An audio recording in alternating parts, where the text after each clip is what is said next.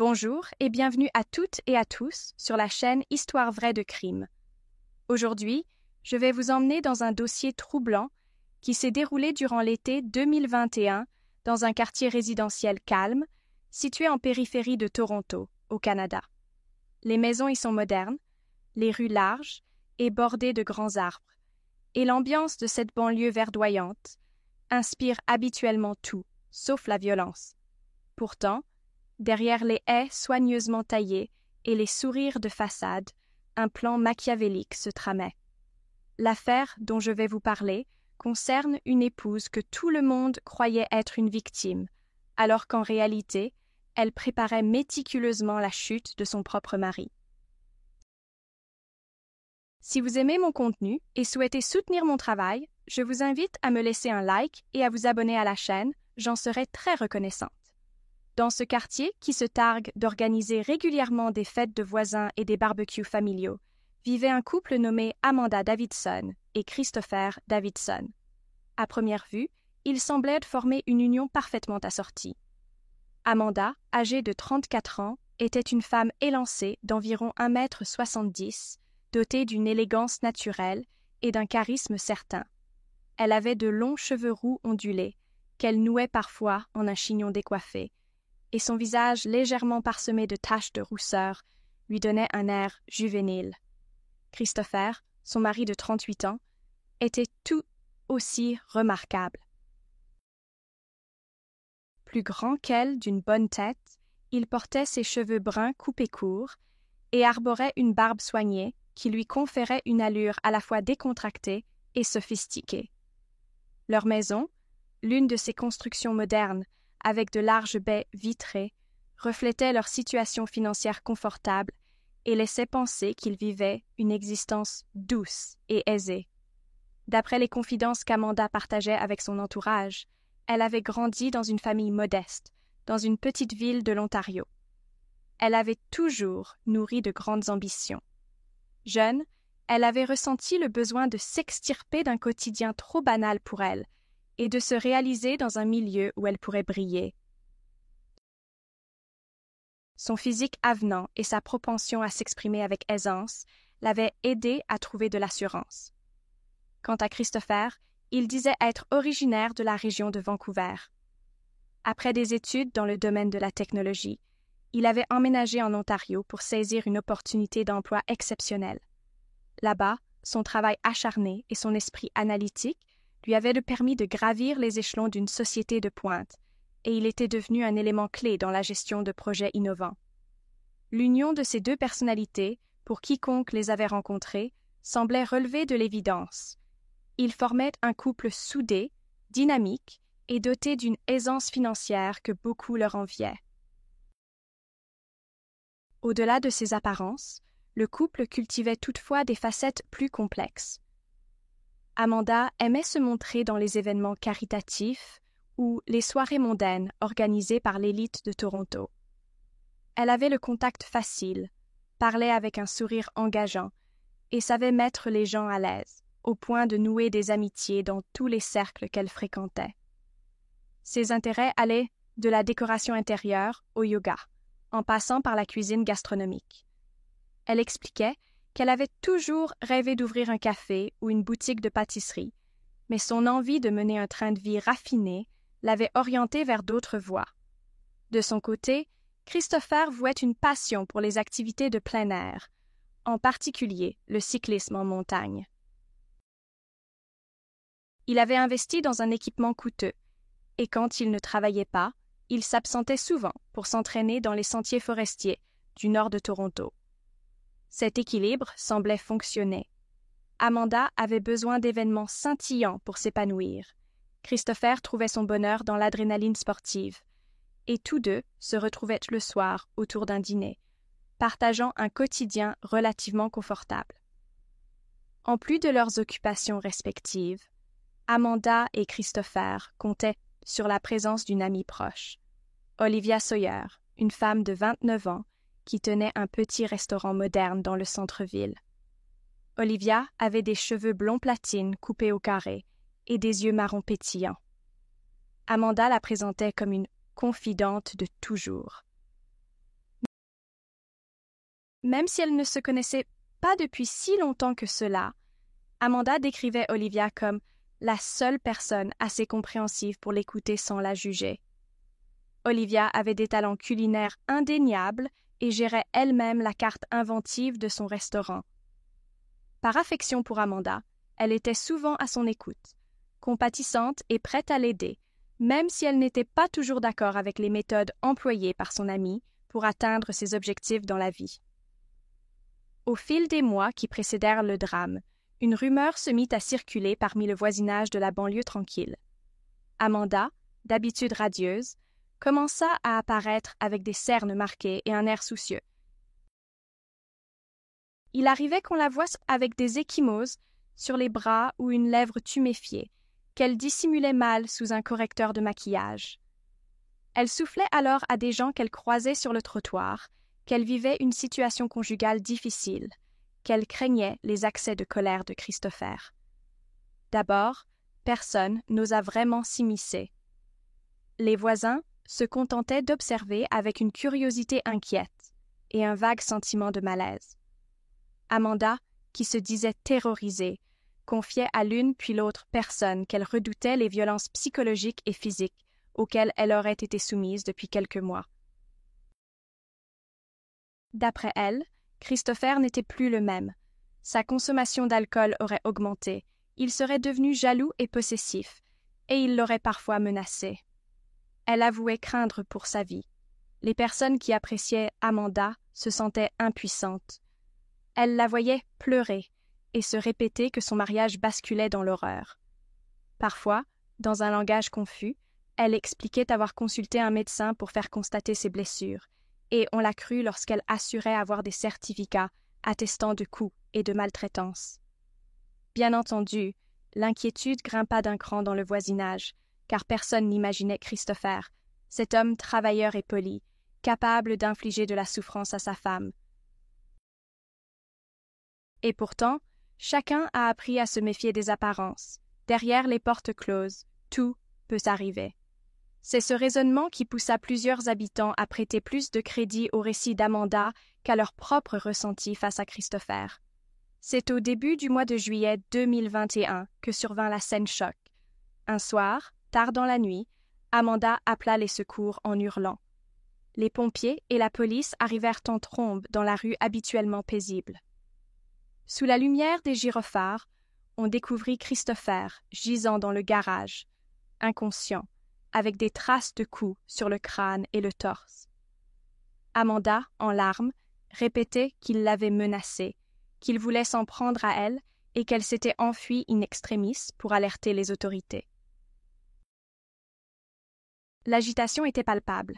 Cette banlieue, si habituellement discrète, se trouva soudain plongée dans l'ambiance inquiétante d'une scène de crime. Les voisins, en pyjama ou robe de chambre, s'agglutinaient sur les trottoirs, abasourdis par les lumières rouges et bleues et le balai des ambulanciers. Le premier examen médical laissa penser que Christopher avait subi un choc violent à la tête, vraisemblablement causé par un objet contondant. Sur place, les agents de police remarquèrent divers indices troublants. Un marteau taché de sang, renversé près de la porte menant à l'intérieur de la maison, des giclées sur le sol du garage et un désordre rappelant une altercation. Cependant, rien ne semblait complètement cohérent. Les forces de l'ordre interrogèrent brièvement Amanda, encore vêtue de son pyjama maculé de taches rougeâtres et prostrée sur le trottoir. Elle bégayait qu'elle n'avait fait que se protéger, que Christopher était devenu enragé à cause d'une dispute née d'un soupçon d'infidélité, et qu'elle s'était enfuie en craignant pour sa vie. Elle feignait d'avoir évité la confrontation de justesse. Dans son récit initial, elle laissa entendre que Christopher l'aurait peut-être tout simplement fait tomber en se cognant dans l'agitation, ou qu'elle ne se souvenait plus très bien des détails, dans la panique. Ses larmes et sa détresse apparente rassurèrent en partie les premières personnes qui l'écoutèrent. Pourtant, quelque chose n'allait pas. L'ampleur des blessures de Christopher excédait de loin ce qu'on aurait pu imaginer pour un accident banal. Les enquêteurs commencèrent donc leur travail en prenant des clichés, des échantillons de liquide, en recueillant chaque morceau de matière organique qu'il pouvait trouver. Christopher fut transporté d'urgence à l'hôpital. Là-bas, les médecins constatèrent de multiples contusions. Son état critique soulevait déjà des soupçons d'agression. Les autorités entamèrent tout de suite des démarches pour obtenir un mandat de perquisition afin d'inspecter plus en détail la maison. Pour l'instant, Amanda était traitée comme une victime présumée de violences conjugales, mais les policiers, rompant aux affaires criminelles, voulaient en comprendre pourquoi tant d'indices paraissaient contradictoires. Des traces de sang apparaissaient à des endroits inattendus. Le sol du garage portait des marques de pneus qui ne correspondaient pas à une simple voiture garée, mais la disposition laissait penser à un déplacement erratique, comme si un véhicule avait manœuvré de façon étrange. De plus, la porte du garage présentait une vieille fissure, non récente, mais qu'Amanda décrivait tout de même comme la marque d'un coup que Christopher aurait donné ce soir-là. Les experts commencèrent à se demander si elle n'exagérait pas ou ne se trompait pas dans sa perception des événements. Le principal enquêteur dépêché sur place était un homme d'âge moyen, réputé pour son sérieux et son esprit méthodique. Cet officier, que l'on désignera par son titre, observait la scène d'un regard minutieux. Il nota que le salon, en revanche, était resté impeccable, pas de mobilier renversé, pas de vitres brisées, alors qu'il se serait attendu, pour un accès de rage, à des signes de bagarre plus générale. Il s'entretint brièvement avec Amanda, qui répétait être épuisée émotionnellement. Elle réaffirma que son mari la terrorisait depuis des mois. La communication floue de la présumée victime et les traces physiques discordantes poussèrent l'enquêteur à envisager plusieurs hypothèses. Il chargea un collègue, spécialisé dans la médecine légale, d'analyser soigneusement les bleus et plaies sur le corps d'Amanda. Pendant ce temps, d'autres membres de la police furent mandatés pour recueillir les témoignages du voisinage. Beaucoup parlèrent de la détresse apparente d'Amanda, du fait qu'elle s'était confiée sur des violences. D'autres, plus sceptiques, insistaient n'avoir jamais rien remarqué de réellement suspect dans le comportement de Christopher. Certains estimaient qu'il était toujours poli, calme et absorbé par son travail. Le flou régnait donc. Après une nuit chaotique, l'enquête se structura.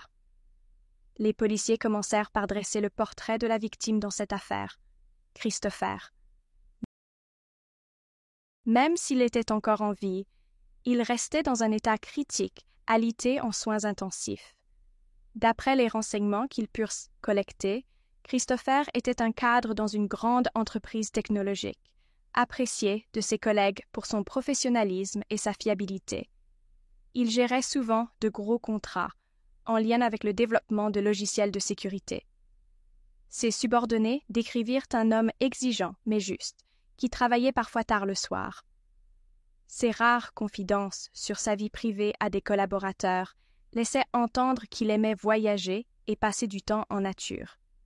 Jamais il n'avait évoqué de tension dans son couple, encore moins d'actes de violence. Cette absence totale d'indices sur un comportement brutal suscitait la perplexité des enquêteurs. Bien sûr, il n'est pas impossible qu'un individu violent dissimule ses excès de colère au travail, mais l'absence de tout antécédent restait étrange. Sur un autre front, le personnel de la police chargé d'analyser les documents apportés par Amanda examina les supposés certificats médicaux faisant état de maltraitance sur une période de plusieurs mois. Ils s'aperçurent qu'ils contenaient des anomalies. Les signatures de médecins paraissaient ne pas correspondre à celles enregistrées dans la base de données officielle. De plus, la chronologie des consultations y était incohérente. Il y avait mention de blessures un certain jour, alors qu'Amanda n'aurait pas pu consulter à cette date précise, puisque le centre médical, soi-disant visité, était fermé pour travaux. Les enquêteurs restèrent toutefois prudents.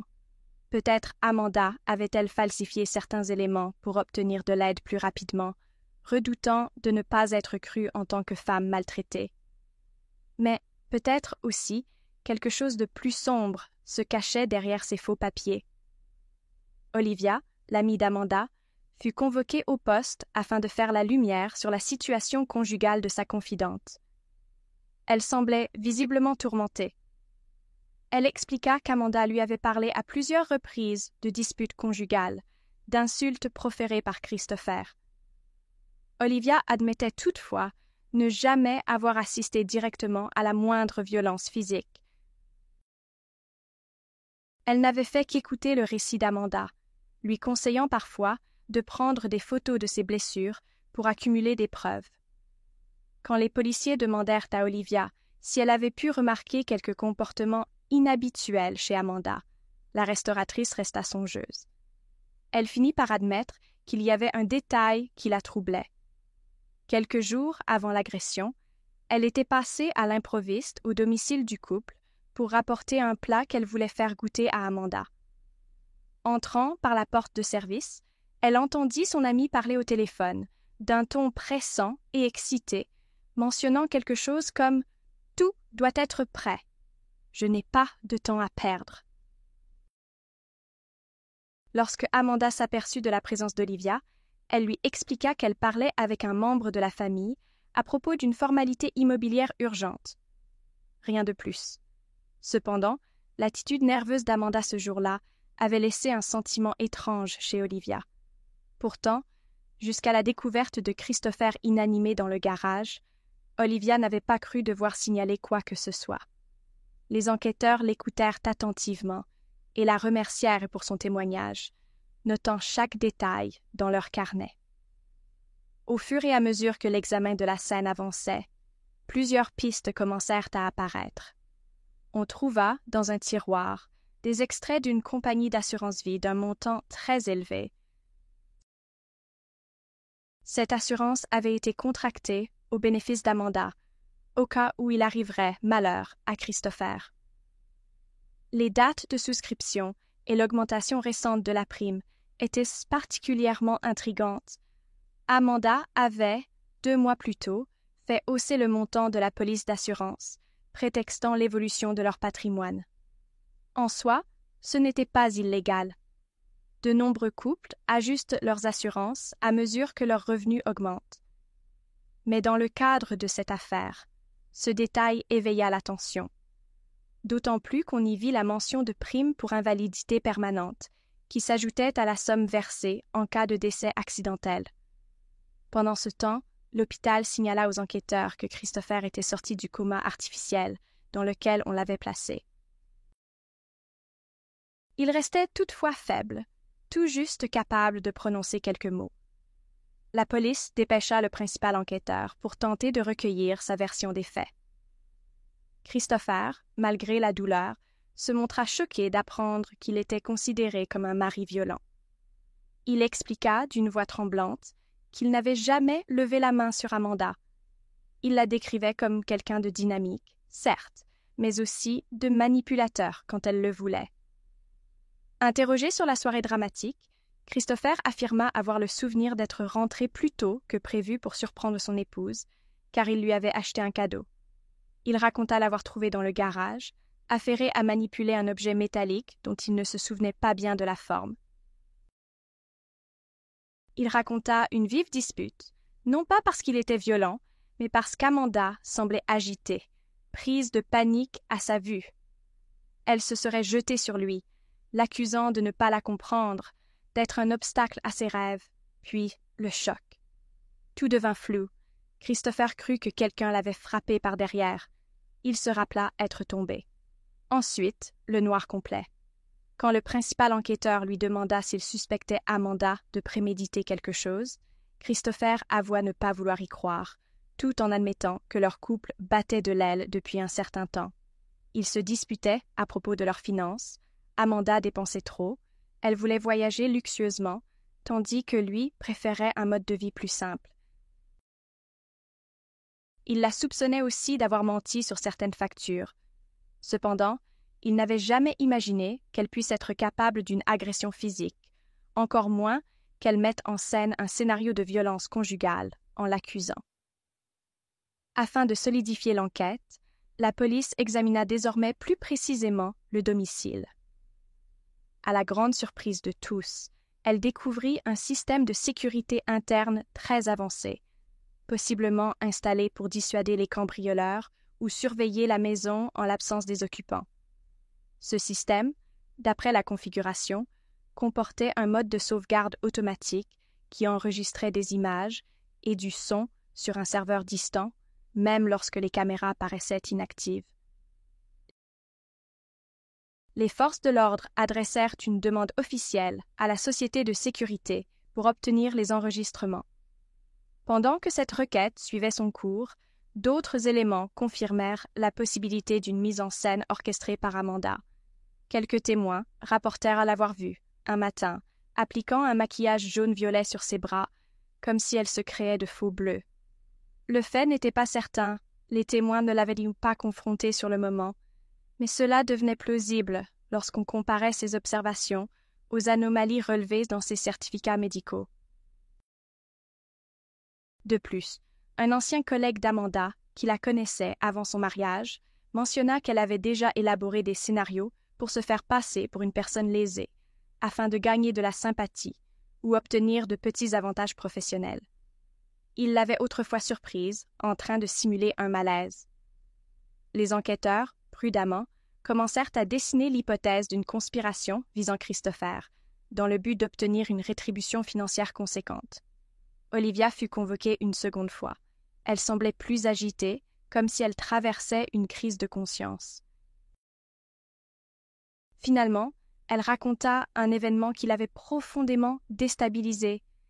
Quelques semaines avant le drame, elle était en train de fermer le restaurant tard, un soir, lorsqu'elle surprit Amanda, dans la ruelle à l'arrière de l'établissement, en train de se donner des coups dans l'épaule contre un mur, puis de se pincer brutalement le bras pour en faire apparaître des ecchymoses. Interloquée, Olivia l'avait regardée un long moment avant qu'Amanda ne s'en aperçoive. Amanda, prise sur le fait, lui aurait hurlé de partir, puis fondu en larmes. Elle expliqua qu'elle n'avait pas le choix, qu'il fallait qu'elle se protège de Christopher, que personne ne comprendrait la souffrance qu'elle vivait sinon. Choquée et confuse, Olivia s'était laissée convaincre que c'était une forme d'autodéfense psychologique, que peut-être Amanda tentait de prouver au monde la vérité de ses douleurs intérieures, qu'elle n'avait pas les moyens de faire autrement. Mais elle n'avait jamais été totalement à l'aise avec cette justification. Avec le temps, et en constatant l'ampleur de la situation, Olivia comprit qu'elle aurait dû réagir, avertir quelqu'un, ou, au moins, questionner plus frontalement son amie. Au lieu de cela, elle s'était tue, craignant de trahir Amanda ou de l'accabler davantage. Aujourd'hui, elle réalisait qu'elle avait été manipulée. Les enquêteurs prirent trop note, conscients de la valeur cruciale de ce témoignage. Les enregistrements vidéo du domicile des Davidson ne tardèrent pas à confirmer les soupçons les plus graves. Il apparut que, les semaines précédant l'agression, Amanda se plaignait devant la caméra éteinte, ou qu'elle croyait éteinte, de l'attitude de Christopher, y compris quand celui-ci n'était même pas présent. Les extraits audio révélaient, de manière irréfutable, qu'elle s'exerçait à donner le change, répétant des phrases comme « Je dois dire que c'est lui qui me frappe » ou encore « Quand le moment sera venu, il faudra bien que cela paraisse réel ». On pouvait clairement l'entendre s'entraîner à geindre et à simuler la peur. Pire encore, certaines séquences la montraient se confectionnant des ecchymoses sur le bras, en se frottant vigoureusement avec un objet contondant, puis vérifiant l'effet dans un miroir. À d'autres moments, on la voyait parler au téléphone, évoquant des questions d'argent, la date précise où elle voudrait que tout soit prêt, et mentionnant en filigrane l'idée de mettre Christopher hors d'état de nuire. Les images, confondantes, révélaient qu'elle s'adressait parfois à une personne inconnue, utilisant des termes comme « Je veux être sûre qu'il ne s'en sortira pas » ou « Tu as tout préparé pour que ça passe pour un accident ?» Bien que l'interlocuteur ne fût jamais identifié, les soupçons se portèrent sur un éventuel complice. Pourtant, La suite de l'enquête n'établit pas la présence effective d'un second protagoniste dans la phase ultime du plan. Soit ce complice s'était désisté, soit Amanda agissait finalement seule. Les vidéos les plus déterminantes pour la suite de l'enquête furent celles tournées le soir même de la prétendue agression. On y voyait Christopher rentrer dans le garage, déposant un sac et un petit paquet. Amanda surgissait alors, tenant un objet contondant. Une violente dispute éclatait, mais Christopher ne semblait pas agresser sa femme. Au contraire, il reculait devant ses coups. Après un choc violent, la caméra n'enregistrait plus que le son. On entendait Amanda pousser des cris, sans doute pour alerter l'extérieur, puis un grand bruit de chute. Finalement, Amanda sortait du garage en courant, hurlant à l'aide comme si Christopher l'avait battue. Les images se coupaient là, mais l'ensemble donnait une toute autre vision de l'incident. L'équipe d'experts de la police recoupa ses preuves avec les indices matériels. L'objet contondant, la trace d'impact à l'arrière du crâne de Christopher et le fait que le désordre avait été probablement amplifié après coup par Amanda pour rendre la scène plus chaotique. Dès lors, l'enquête connut un tournant décisif. Au lieu de chercher à poursuivre Christopher pour violence conjugale, la police se mit à collecter des éléments prouvant la tentative de meurtre et de fraude à l'assurance orchestrée par Amanda. Il restait un point non résolu. Pourquoi Christopher n'était-il pas tout simplement décédé si Amanda avait voulu le tuer? Les enquêteurs découvrirent dans les relevés téléphoniques qu'Amanda avait brièvement communiqué avec un individu juste avant l'agression, semblant paniquer. Elle aurait dit « Je ne peux pas le faire ici comme ça, c'est trop risqué ». Sans doute prévoyait-elle initialement de provoquer un accident de voiture ou un autre scénario, mais Christopher étant arrivé plus tôt ce soir-là, elle ne put exécuter le plan comme prévu. Le chaos qui suivit fut l'aboutissement d'une vengeance avortée, doublée d'une improvisation dangereuse. Après avoir assommé Christopher, elle ne réussit pas à déclencher un enchaînement fatal. Peut-être le temps lui manqua-t-il, ou bien perdit-elle son sang-froid. Toujours est-il qu'elle s'était contentée de maquiller la scène comme un cas de légitime défense, misant sur la supposée crédibilité de ses accusations de longue date. L'arrestation d'Amanda ne fut pas immédiate. D'abord, les enquêteurs la convoquèrent pour l'informer de l'existence des enregistrements, feignant qu'il s'agissait d'un simple complément d'enquête. Lorsqu'elle comprit que la police disposait de preuves la montrant en train de planifier son stratagème, elle tenta de se défendre, se disant victime d'une machination, prétendant que les enregistrements étaient trafiqués. Les enquêteurs lui firent réaliser qu'il serait aisé de prouver l'authenticité de ces fichiers numériques par l'analyse d'experts. Amanda perdit alors de sa superbe et ses explications se firent confuses. Finalement, elle fut menottée et emmenée au poste, soupçonnée de tentative de meurtre, de fraude à l'assurance et de production de faux documents. Le procureur, qui étudia le dossier, considéra qu'il y avait suffisamment d'éléments pour formuler des chefs d'accusation graves et exiger que l'accusé soit placé en détention préventive. Pour la première fois, la communauté découvrit l'ampleur de cette histoire morbide dans la presse locale. Les photographies et vidéos truquées, les témoignages, tout indiquait qu'Amanda avait artificiellement peint Christopher comme un bourreau, alors qu'elle était elle-même la main qui s'était abattue sur lui. Dans l'intervalle, Christopher passa de longues semaines en rééducation pour soigner ses blessures à la tête et ses fractures. Il se remettait lentement, apprenant par la police que sa propre épouse avait tenté de mettre fin à ses jours. Durant cette période, des psychologues prirent contact avec lui pour l'aider à surmonter le choc psychique d'une telle trahison. Il eut le cœur brisé, car malgré les tensions dans leur couple, il n'aurait jamais imaginé Amanda capable d'une pareille cruauté.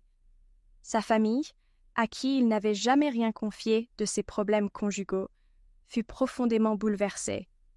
Ses proches rappliquèrent de différentes régions du pays pour lui apporter un soutien moral et assister aux démarches judiciaires. l'audience préliminaire se déroula au tribunal de la ville, un imposant bâtiment de pierre beige situé à quelques kilomètres du quartier résidentiel. Le jour venu, une petite foule se rassembla sur les marches du palais de justice, curieuse de voir la femme au centre d'un tel scandale. Amanda comparut dans un tailleur sombre, un masque chirurgical sur le visage, prétextant un souci de santé pour éviter les regards. Son avocate, une professionnelle réputée, plaida en vain pour une remise en liberté sous caution, au motif qu'Amanda n'était pas dangereuse et avait des attaches dans la région.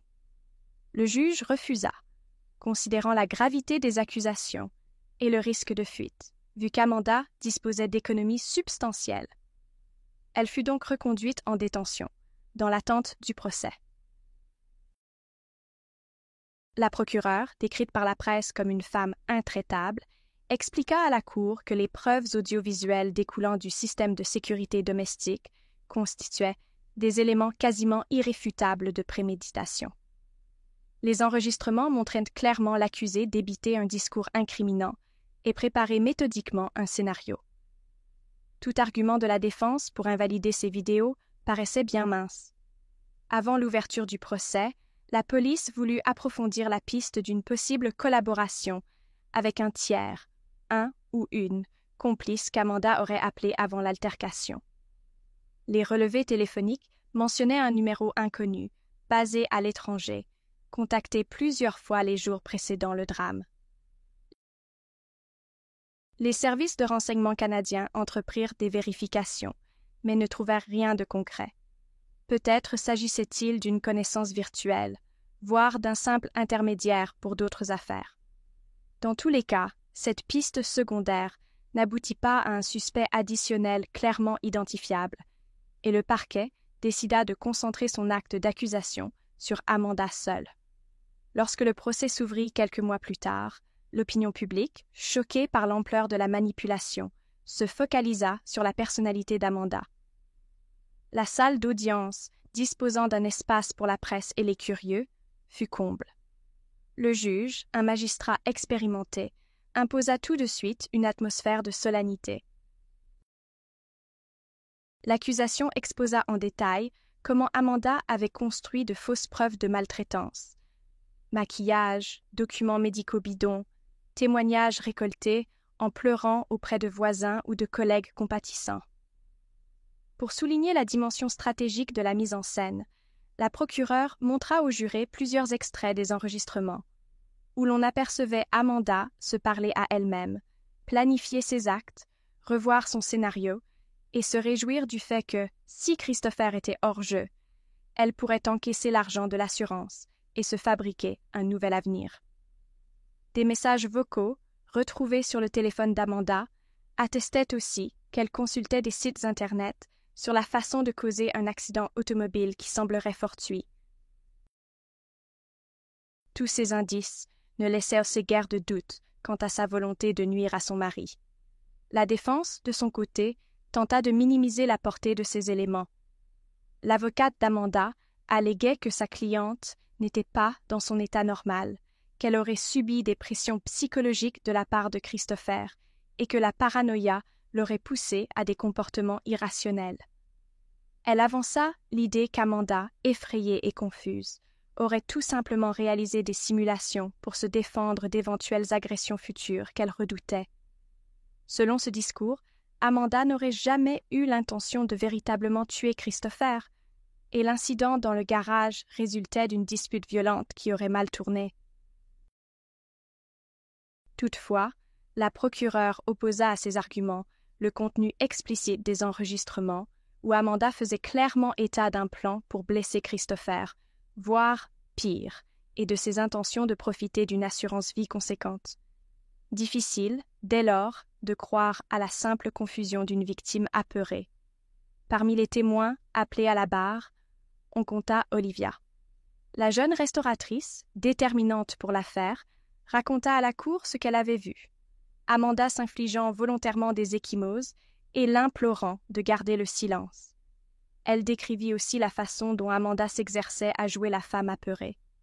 Les jurés furent frappés par la sincérité d'Olivia qui fondit presque en larmes en avouant s'être laissé abuser un temps par cette mise en scène. Elle expliqua qu'elle s'en voulait de n'avoir pas réagi plus tôt, d'avoir cru au mensonge de son ami et d'avoir même soupçonné Christopher d'être un homme dangereux. Le contre-interrogatoire ne parvint guère à discréditer son témoignage, tant elle apparaissait authentique et pleine de regrets. Les jurés semblèrent émus par cette confession, tandis qu'Amanda, observant son ex-amie, gardait le regard fixé droit devant elle, impassible. Certains la qualifièrent de femme glaciale, incapable d'exprimer un vrai remords. Christopher se présenta aussi à la barre, fragile, appuyé sur une canne pour compenser ses vertiges et certaines séquelles persistantes de son traumatisme crânien. Il déclara n'avoir jamais été un mari parfait, qu'il travaillait trop, sans doute, et qu'il avait parfois délaissé Amanda. Mais il nia toute violence ou menace. Il se souvenait avoir été décontenancé par les dépenses démesurées de sa femme, par son besoin de briller, mais jamais il n'aurait cru qu'elle chercherait à le supprimer. La procureure demanda à Christopher de préciser ce qu'il pensait des accusations de sa femme. Il répondit, sans haine apparente, qu'il avait d'abord cru à un énorme malentendu, avant de prendre conscience, en voyant les vidéos, qu'Amanda le piégeait et cherchait à toucher l'argent de son assurance. Son témoignage, couplé à un enregistrement audio dans lequel on entendait Amanda le menacer de tout perdre s'il ne changeait pas, produisit un impact fort sur le jury. Les médias, présents dans la salle, retransmirent ces instants comme un moment poignant où la victime présumée de violences conjugales se retrouvait démasquée et où l'homme supposé coupable se révélait en réalité être la véritable proie d'un stratagème morbide. Les journées de procès se succédèrent, rythmées par la présentation d'analyses médico-légales détaillées. Les experts expliquèrent comment les marques sur le corps d'Amanda ne correspondaient aussi pas à des coups portés par un tiers, mais plutôt à de l'auto-infligé. Certains bleus avaient une configuration impossible à obtenir dans une simple bagarre. Par ailleurs, la scène du garage était typique d'une mise en scène. Aucun meuble de la maison n'était renversé, alors qu'Amanda affirmait avoir été poursuivie par un mari fou de rage. Le seul endroit sans dessus-dessous était justement ce garage, où Christopher fut retrouvé assommé. Le sang découvert sur le marteau était principalement celui de Christopher, et la position de l'outil contredisait la version qu'Amanda avait donnée sur la chronologie des événements. La défense tenta de plaider la confusion, l'affolement, en vain. Le caractère logique et prémédité de l'acte se lisait dans la disposition des preuves. À mesure que les débats avançaient, l'espoir de la défense de faire acquitter Amanda s'amenuisait. Les avocats tentèrent une ultime carte, plaider un trouble mental altérant la responsabilité, insistant sur les pressions qu'Amanda aurait subies, sur son enfance difficile et ses attentes frustrées. Mais le jury ne fut pas convaincu. Les psychiatres sollicités par la Cour ne relevèrent aucun signe de psychose ou d'altération majeure qui l'empêcherait de comprendre la portée de ses actes. Ils conclurent plutôt à une personnalité manipulatrice, apte à calculer, à simuler et surtout à poursuivre un but financier, sans considération pour la vie humaine. Finalement, vinrent les plaidoiries. La procureure, implacable, rappela que la préméditation était prouvée par les manipulations d'Amanda sur une longue période, par ses faux documents médicaux, par la souscription d'une assurance-vie, par le maquillage de la scène du crime. Elle affirma qu'Amanda Davidson avait voulu faire croire qu'elle était une victime pour dissimuler son plan démoniaque, un plan qui n'avait pas abouti à un homicide grâce à la confusion de la dernière minute, mais qui s'en rapprochait dangereusement. L'avocate de la défense insista sur le fait qu'Amanda n'avait pas d'antécédents criminels, qu'elle s'était peut-être laissée emporter par des idées irréalistes, gonflée par la peur et la frustration. Le jury, après avoir délibéré de longues heures, rendit son verdict. Coupable de tentative de meurtre, de fraude à l'assurance et de falsification de preuves. Le juge prononça une peine longue et exemplaire. Plusieurs années d'emprisonnement, en insistant sur le fait que la peine devait refléter la gravité du crime et la manipulation dont Amanda s'était rendue coupable. La sentence fit la une de la presse canadienne, tant l'affaire avait choqué l'opinion, qui s'attendait au départ à un dossier de violence conjugale classique et découvrait une réalité diamétralement opposée. Dans les semaines qui suivirent, Amanda demeura en prison, dans l'attente d'un éventuel appel. Ses proches, rares, prirent parfois sa défense en clamant qu'elle n'était pas entièrement responsable, mais la plupart des gens du quartier restèrent pétrifiés par la découverte de ce complot inconcevable. Pour Christopher, la vie reprit doucement son cours, bien que transformée à jamais. Les blessures physiques finirent par guérir, mais le traumatisme psychologique d'avoir été la cible de sa propre épouse laissait des cicatrices plus profondes. Il décida de vendre la maison où le drame s'était déroulé. Un voisin mentionna l'avoir croisé alors qu'il faisait ses cartons. Christopher se disait soulagé de quitter les lieux, parlant d'un besoin vital de prendre un nouveau départ. Il quitta Toronto pour la Colombie-Britannique, où il put poursuivre sa rééducation et retrouver un semblant de paix. Il se concentra sur sa passion pour le cyclisme de montagne, affirmant que l'air pur et les paysages l'aidaient à surmonter le choc. Quant à Olivia, elle demeura à Toronto pour gérer son restaurant et reprit son quotidien, le cœur serré, mais convaincue d'avoir fait la chose juste en témoignant contre Amanda. Au fond, elle gardait un goût amer de la trahison d'une personne qu'elle avait considérée comme une amie. L'affaire, désormais classée, sert de rappel douloureux pour la communauté locale de Toronto et bien au-delà. Les apparences que hommes peuvent être trompeuses, et la manipulation peut prendre bien des formes, y compris celle de la prétendue victime d'abus. Surtout, elle a mis en lumière l'importance d'une enquête approfondie et objective, qui évite de tirer des conclusions hâtives. Nombre d'associations défendant les victimes de violences conjugales ont d'ailleurs tenu à souligner que ce cas, bien que rarissime, ne devait pas décrédibiliser la souffrance réelle de nombreuses femmes et hommes victimes de brutalité. Au contraire, il rappelait combien il était crucial de rassembler des preuves solides et de conduire des investigations minutieuses dans chaque dossier. Je dois vous avouer, de mon côté, que cette histoire m'a bouleversée. Jamais je n'aurais pensé qu'une femme se présentant comme une victime puisse aller aussi loin dans la tromperie, et pourtant, cette affaire prouve que tout est possible, même au sein d'un foyer qui semblait, en apparence, stable et prospère. Pour conclure, j'aimerais dire que, parfois, la vérité demande du temps et une rigueur implacable pour être mise au jour, et que seul un travail consciencieux des enquêteurs a permis d'éviter qu'un innocent ne soit accusé à tort et, surtout, de sauver sa vie. Je vous remercie d'avoir suivi cette affaire jusqu'au bout.